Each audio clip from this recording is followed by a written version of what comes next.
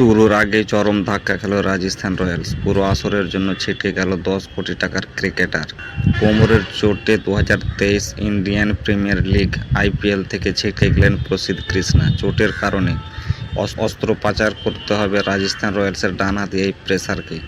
ঘরের মাঠে 2023 সালে ওয়ানডে বিশ্বকাপ অনিশ্চিত তিনি। সর্বশেষ অগস্টে জিম্বাবুয়ের সফরে ভারতের হয়ে ওয়ানডে খেলেছিলেন প্রসিদ্ধ কৃষ্ণা।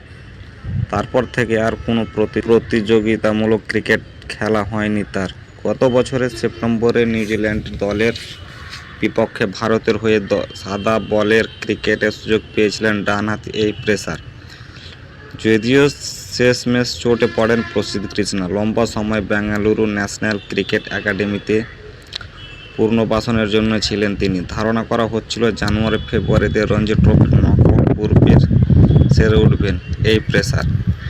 যদিও সে সেরে উঠতে চোটের সময় জাতীয় দলের রাডারে ছিলেন প্রসিদ্ধ কৃষ্ণা। ওয়ানডেতে মাঝে মাঝে বেঙ্গালুরু ও রাজস্থানে মেডিকেল স্টাফেরা অস্ত্রোপচার করার পরামর্শ দেন।